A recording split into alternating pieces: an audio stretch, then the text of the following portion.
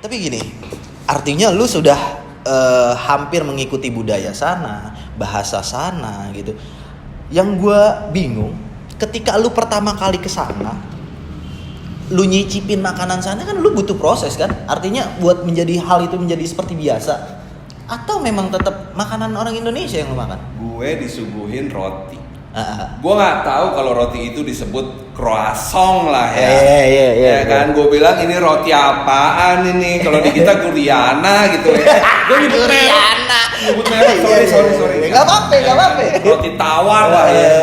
Itu udah paling enak di sono. Ini roti berbentuk kayak kepiting, ya kan, kocak banget. Tapi kan enak kan? Ya di awal-awal gue nggak terima, lidah gue nggak bisa nasi, makan pokoknya gini. nasi Ya kan, ayam goreng ayam disambelin lah gitu. Dan di sono lu jangan harap nemu begitu-gitu, somai nggak ada. Keseksa lambung lu. Nah, Indomie di sono, what the hell is that?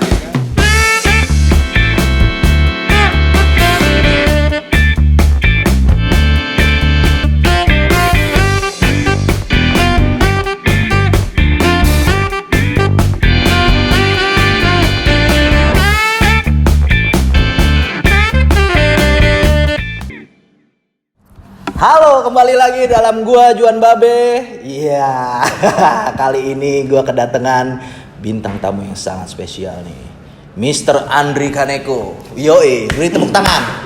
Thank you Mas Bro. Gimana kabar? Sehat? Sehat, alhamdulillah. Nih Doi, kenapa gua datengin Doi nih? Karena menurut gua bakal banyak ilmu yang bakal gua ambil dari Doi nih. Bukan begitu, Mister? Ya. yang bisa gue share ya. Jadi pengalaman Doi ini banyak banget. Ya apa aja sih? Pengalaman Doi. Nah sekarang bakal gue bahas nih satu persatu. Doi ini, lu jangan main-main. Doi ini sebagai guru di sekolah ya, sekolah swasta lah ya. Ya. Dri, gue manggilnya apa nih? Bapak, Pak Guru, Bro aja. Ini guru tapi tetap nyampur sama anak muda. Iya. Setua itukah gue? Enggak, Doi belum tua. Masih suka nongkrong lah kita. Dre, kesibukan lu apaan aja nih? Hah? Oke gini. Gue kalau bicara soal kesibukan itu roda kehidupan ya bro ya. Iya. Yang sekarang lu lakuin deh apa gitu? Yang sekarang ya kalau terutama sejak COVID sih ya, itu pastinya kena dampak juga. Gue nggak bisa ngajar di kelas. Oke. Keputusan Dignas terhadap sekolahan di mana tempat gue ngajar sama, nggak ada pengajaran di kelas, harus ngoprek materi online. Itu sebenarnya santai buat murid. Tapi ribet buat guru sebenarnya ya. Relatif ya. Gue lihat gini sih ya. Berdampak dalam arti gini. Model orang tua Indonesia tuh modelnya sorry nih. Terima beres cuy. Bayaran, ajarin tuh anak gue, kasih ujian, lulus ya kan. Dah, lu cari kerja. Padahal di balik itu sebenarnya banyak tuh orang tua yang nggak tahu gimana proses si anak itu belajar. Iya, betul banget sih. Tapi maksud gue gini, berarti kan profesi lu sebagai guru nih, Dri. Kebiasaan awal itu mengajar dengan tatap muka, terus tahu-tahu lu harus pakai Zoom call atau apapun itu aplikasi ya, yang bisa membantu. Menurut gue tuh kesulitannya itu di mana sih? Kesulitan dan kemudahan ya dalam mengajar yang lu tahu dari pertemuan terus tahu pakai layar kaca gitu. Pasti ada lah. Kendala kesulitan itu cuma ketika kita coba sampaikan materi ya. Materi itu ketika di kelas interaksinya tuh memang lebih aktif ya. Lebih intens, lebih aktif karena kita tatap muka langsung. Nah, ini kendalanya kalau sejak COVID dan kita pakai Google Meet, Zoom dan sebagainya, itu kita nggak bisa pantau siapa yang benar-benar nyimak, ya kan? Kita nggak maksimal juga menyampaikan materi karena terkesan memang limited banget gitu ya. Karena gini, karena banyak nih ya, banyak murid-murid kelakuannya kan ada aja tuh ya. Oh banget. Tahu-tahu dipasang backgroundnya fotonya dia dong. Iya. Itu banyak banget kayak gitu. Kenyang gue. Atau dia yang sok-sok baru bangun tidur bawahnya koloran gitu kan. Ngajak main petak umpet. Itu tapi itu cara mengatasinya gimana? Wah susah.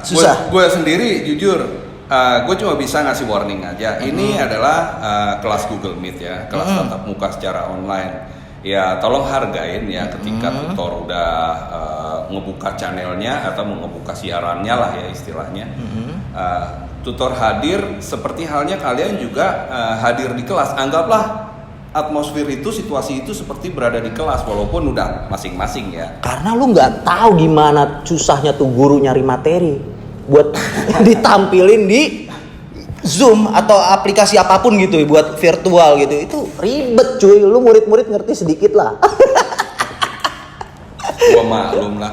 Kejenuhan kalian sama juga dengan rasa jenuh yang dialami oleh para guru atau tutor lah ya. Iya, intinya semuanya sama lah ya. Karena semua sesuatu menjadi baru kan gitu. Yeah. Budayanya jadi baru gitu kan. Tapi gini, Ndri. Lu memang dulu awal pengen jadi guru atau gimana? Nggak ada ya. Di awal itu yang tadi gue bilang ya, roda kehidupan ya. Di awal itu gue nggak punya rekam jejak sebagai guru. Oke. Tapi gue dipertemukan kembali sama seorang sahabat gitu yang pernah kerja bareng periode 2005 sampai 2012 lah ya. Oke. Rupanya dia kelola satu yayasan atau sekolahan. Di situ gue ditawarin untuk join kolaborasi sebagai tutor atau guru di situ. Berhubung dia pun nih sahabat gue tahu persis gue dianggap bisa ya kan, dianggap cukup menguasai ya bahasa Inggris dan bahasa Prancis. Tapi lu emang jago man. Alat ukurnya gimana? Enggak. Gue sih nggak bisa ngecek alat ukurnya seperti apa ya. Tapi maksud gue gini, semua orang kan punya penilaian ya. Dan yang menilai itu bukan diri lo, kan orang lain. Iya nggak? Ya. Ketika kita ngobrol berbicara gitu kan, wah nih orang nih punya sesuatu nih yang mesti gue kulik. Gue angkat dong di YouTube.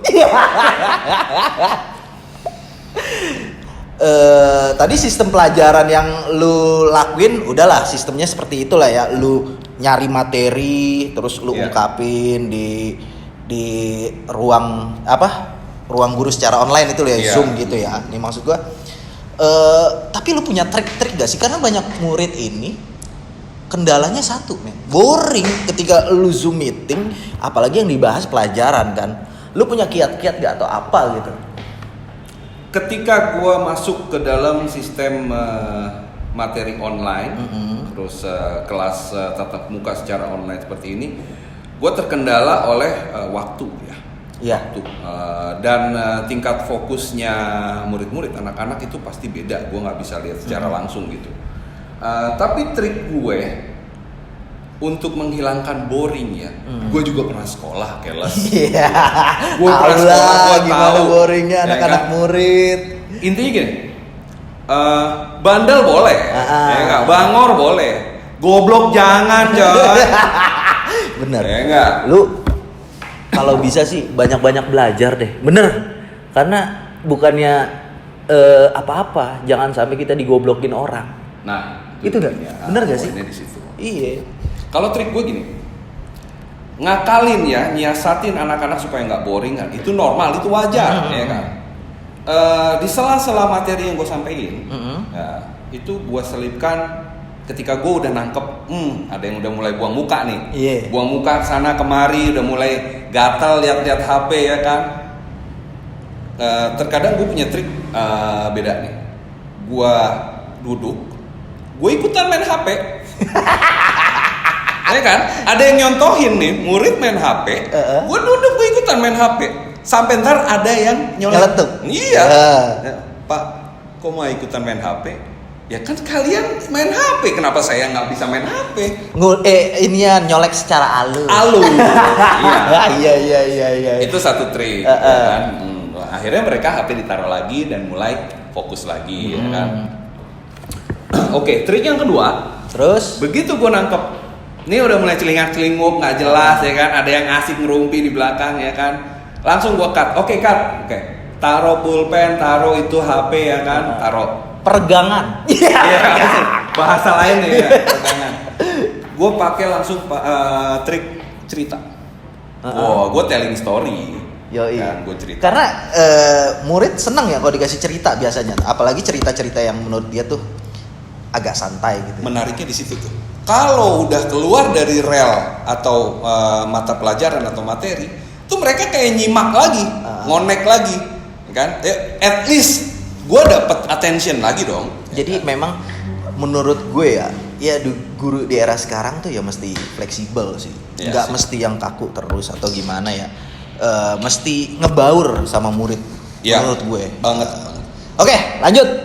Nih, jauh sebelum lu jadi guru, kehidupan lu tuh seperti apa? Lu kan cerita katanya roda kehidupan tuh berputar. Kayaknya nih banyak apa, entah problematika atau apa gitu kan. Ini sebenarnya nih yang mau gue tanyain sebenarnya. Ini mau starting pointnya dari sejak gue lahir atau poin di rentang usia berapa nih idealnya nih gue? Ya lu kan, kita kan dari depan nih. Seharusnya dari depan, tengah, nah terus paling belakang ke tengah lagi itu sampai ketemu titik temunya kita ngobrol nih. Gue coba ceritain sejak ini aja ya. Apa tuh? Masa kecil gue sampai. Kayaknya seru tuh. Masa kecil. Tonton. Jangan lupa lu subscribe channel Juan Babe, lu share juga nih. Pokoknya nanti bakal banyak videonya Andri Kaneko. Gimana Andri? Cerita Andri, coba Andri. Ini. Masa kecil gue seperti kebanyakan orang-orang ya. Kan? Childhood atau masa kecil itu paling indah coy. Ya kan? Lucu lah gimana gitu ya. Nggak ada gadget. Ya. Gadget nggak ada nih. Nggak ada tuh YouTube, internet, googling, nggak ada tuh kayak gitu. Pokoknya hidup lu di alam bebas main sama temen-temen lu. Friend is everything, ya kan. Ya seperti biasa lah ya. Ketika gue mulai masuk kelas 2 SD, bokap nyokap itu kan dinas di departemen luar negeri. Wih, jalan-jalan mulu dong. Ya gitu deh. Ya. Jelimet juga, tapi ya udah gue jadi korban coy. Harus ngikutin bokap kemana lu ngikut. Usia gue nggak mungkin gitu ditinggal dititip gitu, nggak mungkin. Gue akhirnya ikut tuh sama bokap nyokap tuh dinas luar negeri. Mereka ini modelnya gini, ketika dapat penempatan dinas di luar negeri itu bisa bertahun-tahun. Oke. Paling sebentar setahun, paling lama bisa sampai 3 tahun 4 tahun. Berarti lu mau nggak mau, sedangkan sekolah tetap berjalan, lo harus pindah sekolah dong. Pindah, otomatis.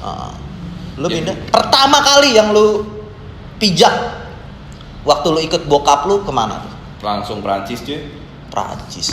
Gue pengen cuy, asli. Tahu-tahu pijak di sono. Jangan lu bayangin ya, begitu nyampe sono gue pelongo, gue nggak bisa bahasanya. Iya.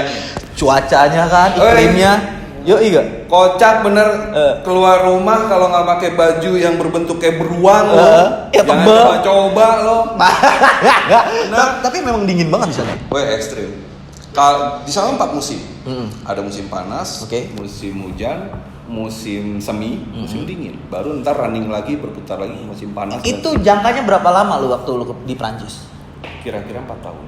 Wow, itu mau lu bisa sampai akhirnya lu bisa dong bahasa Prancis? Iya, dijejelin, doktrin. Tapi gini, karena ada beberapa temen gue yang juga sama seperti lu.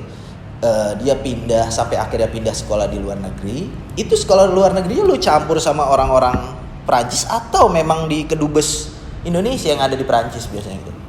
Di sana itu banyak pilihan ya, tapi karena kedutaan udah koordinasi.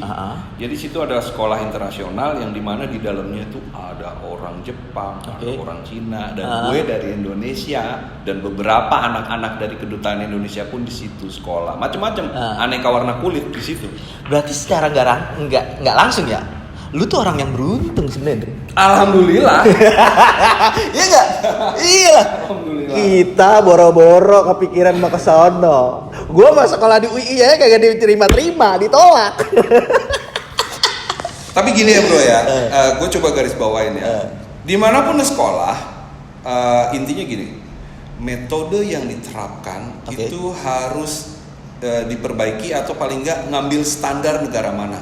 Itu poin yang gue ambil ya. Tapi gini, artinya lu sudah hampir mengikuti budaya sana, bahasa sana gitu. Yang gue bingung, ketika lu pertama kali ke sana, lu nyicipin makanan sana kan lu butuh proses kan? Artinya buat menjadi hal itu menjadi seperti biasa. Atau memang tetap makanan orang Indonesia yang lu makan? Gue disuguhin roti. Gue nggak tahu kalau roti itu disebut croissant lah ya. Ya kan, gue bilang ini roti apaan ini? Kalau di kita Guriana gitu ya. Gue nyebut merek. Sorry. Gak apa-apa. Roti tawar lah ya.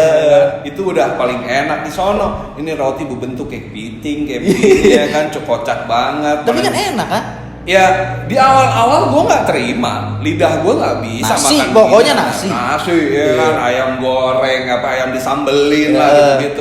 Dan di sono lu jangan harap nemu begitu-gitu, somai nggak ada. Keseksa lambung lu. Nah, Indomie di sono, what the hell is that, ya kan? Tapi itu nggak merubah kebiasaan lu untuk menggunakan bahasa Indonesia atau tetap lu ya otomatis lu pasti belajar kan di sana kan bahasa Prancis kan. Ini menariknya gini.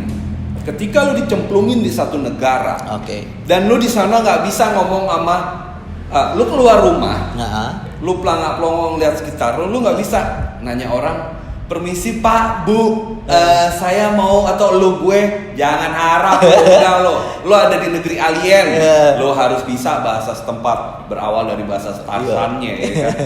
Pada akhirnya proses belajar starting dari situ. Istilahnya dari yang lu lakuin sehari-hari, bukan dari sekolah lu yang banyak itu ya dari yang kelakuan lu keluar rumah, lingkungan lu gitu kan. Betul banget. Di lingkungan gue itu, lingkungan kedutaan itu, kita emang anak-anak Indonesia gitu ya, anak-anak kedutaan. Tapi ketika udah kumpul itu karena kita kebawa sama lifestyle sana, kita terbawa sama budaya sana, ya kan, tren di sana, film-film, TV, malah ada ya kan, selamat siang pemirsa, nggak ada kayak gitu, nggak ada, ya kan, udah pasti bonjour kalau bla bla bla. Ngomong apa, nangis. Lu liatin itu berita dan itu jadi doktrin di kepala lo. Jadilah lo seperti mereka. Tapi setidaknya itu yang menanamkan lu bahwa lu jadi bisa bahasa Perancis kan sampai sekarang kan. Nggak hilang tuh Perancis lu. Beku iya, hilang enggak. Gue beku, gue akuin beku. Tapi gini, ada orang yang jago secara teori ya. Misalnya dalam belajar bahasa gitu ya. Oke, dia nulis jago segala macem, tapi pengucapan nggak jago. Di bagian itu akan terjawab dia anak akademis atau dia pernah tinggal di negara itu. Di situ bakal terjawab. Iya. Itu pengalaman lu ya di Prancis ya. Gitulah. Tapi gini maksud gua, siapa sih yang nggak mau ke Prancis, Paris, ya nggak? Ya. Dan lu salah satu orang yang beruntung ke sana karena bokap dapat dinas kerja di sana. Terus lu juga jadi bisa bahasa sana tanpa lu harus les istilahnya gitu. Ya lu belajar karena lu sekolah di sana sampai akhirnya terbiasa gitu kan. Maksud gue gini, ada anak-anak kita, anak-anak Indonesia yang mau sekolah di luar negeri dengan cara mengambil beasiswa. Caranya lain lah dengan cara lu gitu. Kebiasaan-kebiasaan apa yang menurut lu yang bakal orang Indonesia lakuin ketika pertama kali ke sana? Lu bisa ngasih kiat-kiatnya nggak atau apa gitu, pengalaman lu, tips and tips lah ya, tips and trick kayak gitu ya, gini ya. Kalau lu mau ke negara Eropa, lu harus sesuaikan juga mindset lu. Apa tuh? Jelas physically ya. Secara fisik kita akan dites juga. Kadang di bagian imigrasi juga ada semacam pengujian medis gitu. Negara tertentu membutuhkan tes medis secara intens karena suhu, cuaca di sana beda jauh sama kita. Buat contoh nih, gue pertama kali kena salju, wah gatal setengah mati anjrit. Gatal. Gue pikir kayak di film-film itu salju, gitu. Nggak happy nggak? Main tembang-tembangan. Itu bagian happy-nya, segitu aja. Kulit lo, ya kulit kita yang anak-anak Indonesia itu kena salju, pertama kali kontak, gatal, bukan gatal bentol emang, merah total, nggak bakal berhenti garuk. Alasannya apa tuh? Nggak ngerti juga ya. Jadi struktur biologis orang kita sama struktur biologis orang Eropa di luar negara-negara Katulistiwa itu emang udah butuh penyesuaian. Berarti kalau di Indonesia mungkin disebutnya giduan. Iya, lu kedinginan nih, bentol juga gatel. Terus dari situ 4 tahun lu balik ke Indonesia. Ya. Lu balik ke Indonesia, gue denger lu nggak cuma di satu negara. Ya, jadi gini. Balik ke Indonesia cuma sebentar dan bokap nyokap dapat penempatan lagi ke Madagaskar. Madagaskar? Gue yakin nggak? Awim bawe. Oh iya. Madagaskar? Gue nggak tahu itu negara apa di sebelah mana. Gue jadi belajar apa itu Madagaskar. Rupanya Madagaskar itu bukan Afrika, coy. Madagaskar itu pulau seukuran ya Kalimantan ya. Sebelahnya Afrika kalau lulu semua lihat di Google Maps. Tapi sama kayak yang di film-film gak sih bahwa Madagaskar itu rimba? Kalimantan pun rimba, bro. Iya. Tergantung mindset kita apa yang disajikan oleh satu narasi tentang Indonesia itu Kalimantan hutan dan orang hutan yang ngenes banget. Madagaskar juga punya kota. Gitu. Tapi ya iklimnya lu dari Perancis ke Indonesia sebentar terus tahu-tahu lu ke Madagaskar yang mungkin gua bisa ngebayangin di sana lembab kali atau panas kali atau gimana? Di sana boleh percaya boleh enggak Madagaskar tuh kan enggak tengah-tengah Katulistiwa.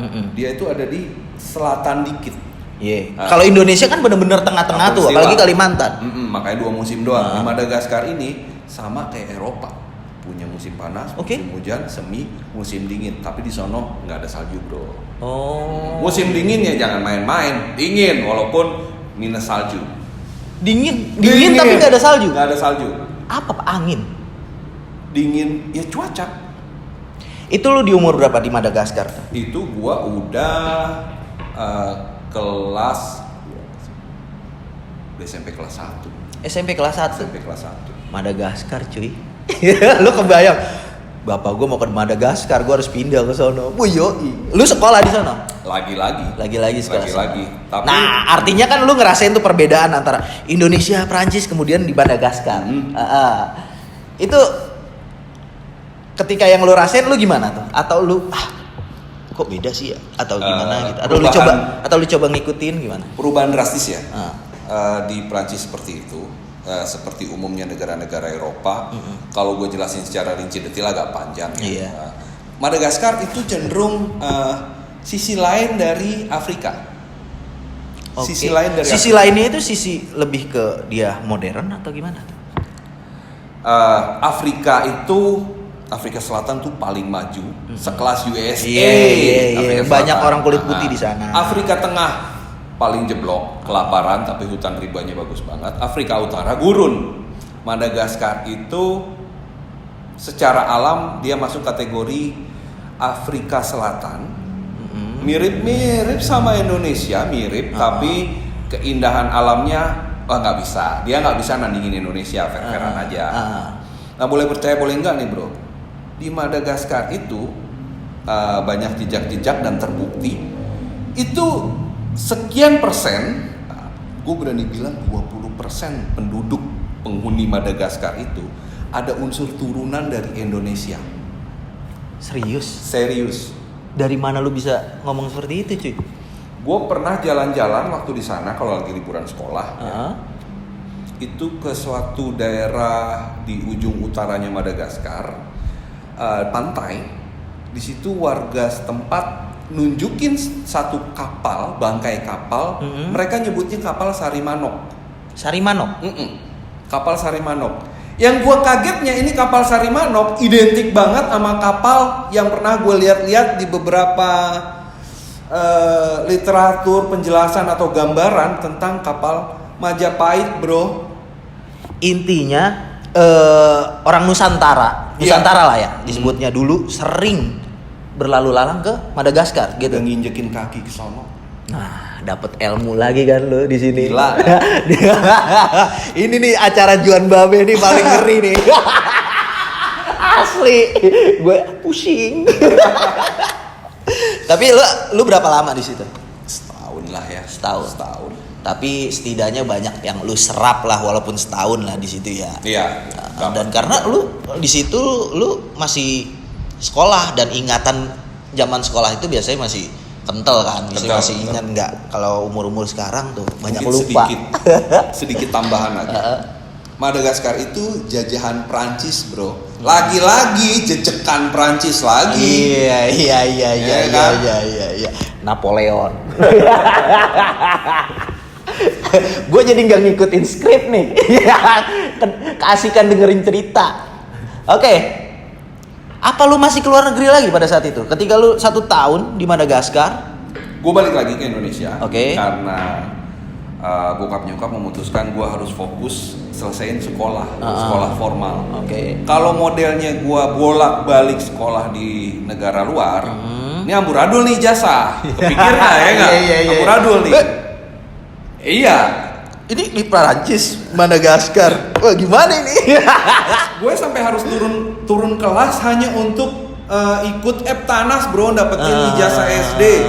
Tuh, gue turun kelas. Eptanas sih zaman dulu ya. Iya. Eptanas, cuy. Yoi, bahasa Indonesia dulu ininya PPKN masih ada kali ya?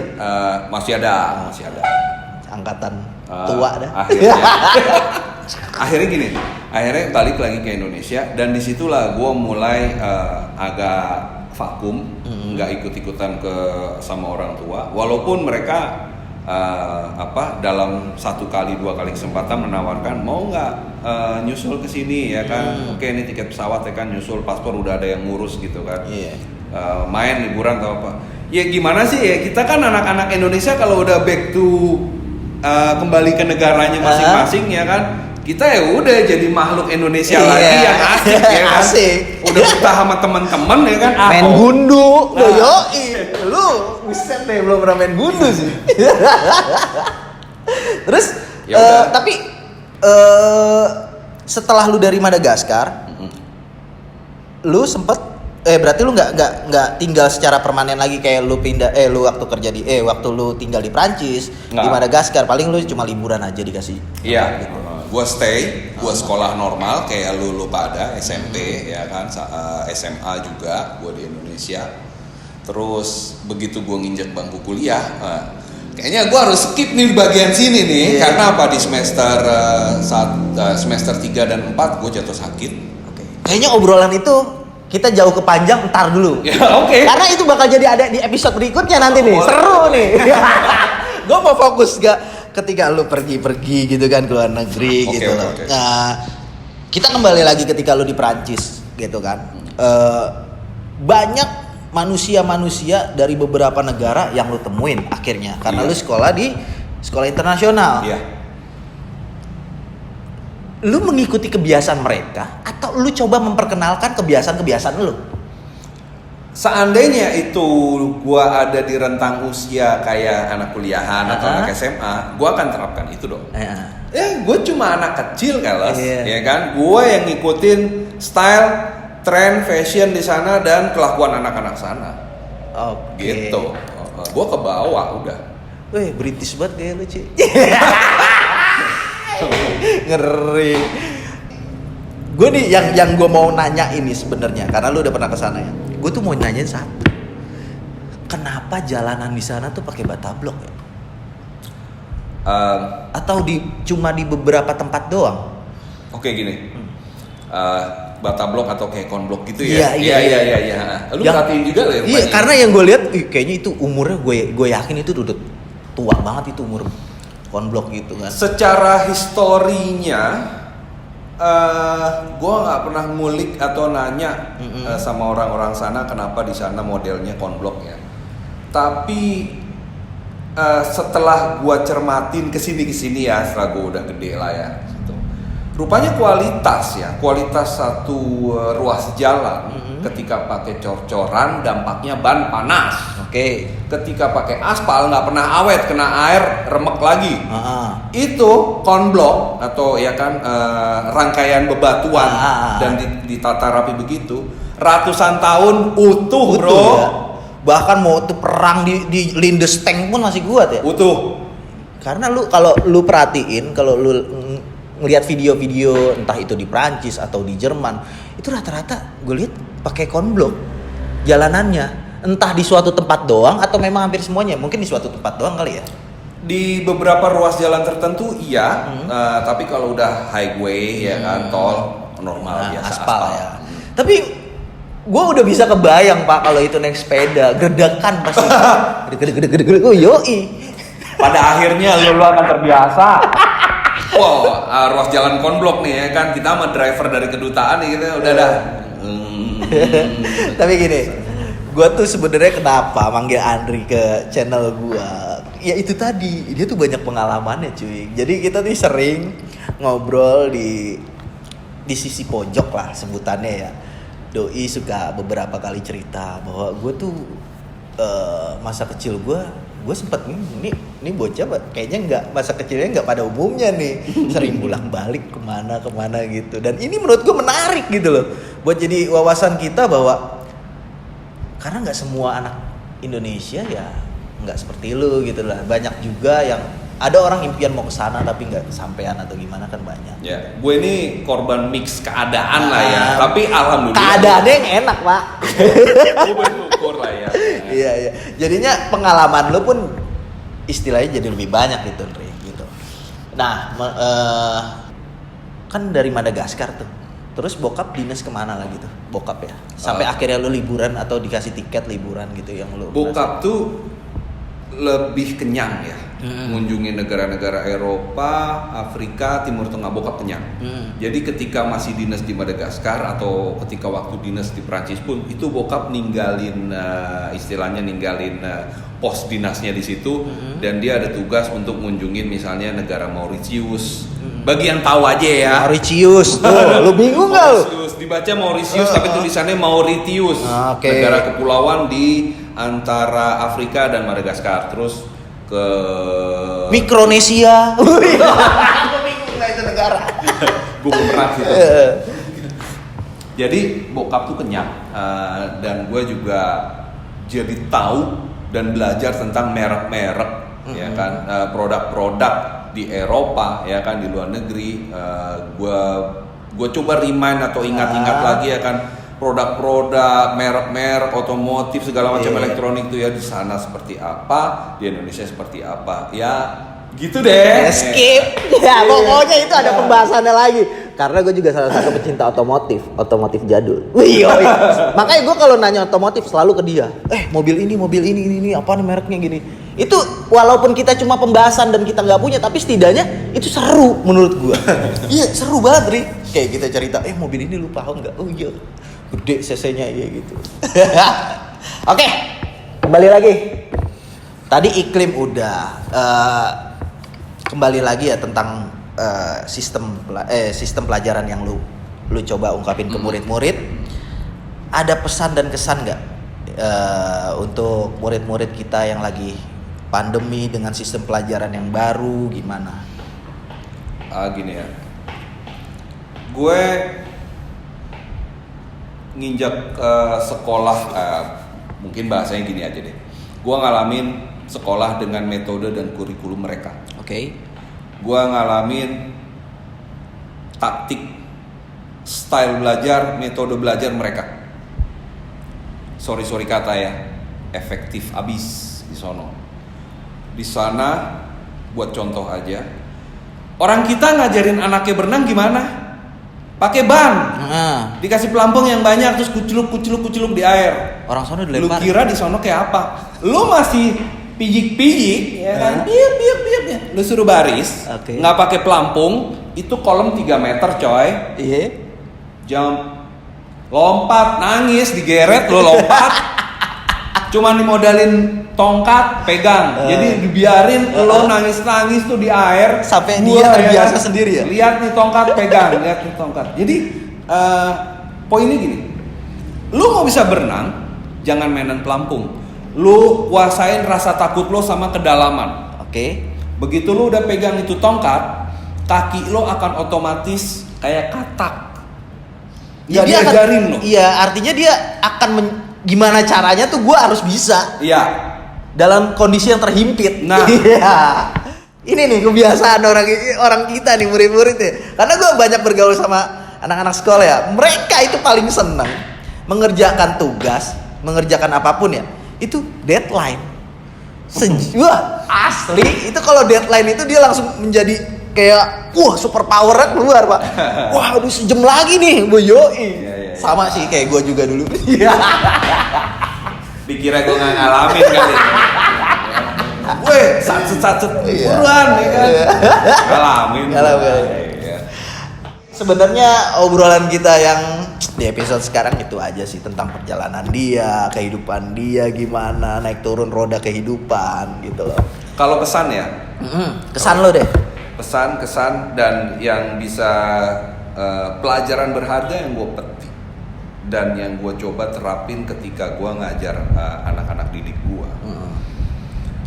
Lo tuh kalau misalnya mau belajar tentang sesuatu, jangan setengah-setengah. Tuh, jangan setengah-setengah. Kita nggak ada yang sempurna ya, nggak ada manusia yang bisa nguasain berbagai ilmu pengetahuan, berbagai bidang secara bersamaan. At least ya, setidaknya ya, lu pengen jadi apa, pengen main apa, kan? Lu mau mainan apa? Main dalam arti positif nih. Gadget, internet, ya kan, otomotif, usaha, dagang online segala macam. Lu ngulik di bagian itu sampai ke akar-akarnya. Dan lu harus fokus. Fokus aja. Dan jangan pernah takut gagal, men. Bener gak? Sukses itu istilah. Iya. Cuma apa? Sukses yang sebenarnya itu perjalanan lo dari terseok-seok, di komen orang, di nyinyir segala macam. Perjalanan lo sampai ntar, kita nggak tahu lo punya materi apa nanti, ya kan? Perjalanan lo itu dari terseok-seok sampai ntar lo jadi kayak gimana, itulah sukses. Nah, tuh keren tuh asli. Itu kesan yang keren menurut gue nih. Oke. Itu aja sih sebenarnya obrolan gue sama Andri Kaneko di channel Juan Babe. Oke. Kalau lu masih mau denger nih, gue collab sama dia, jangan lupa lu subscribe, share, and like. Oke? Jangan lupa lu komen. Oke? Karena komen itu membangun, men. Oke, thank you brother. Thank you. Oke. See you, bye-bye. Yeah.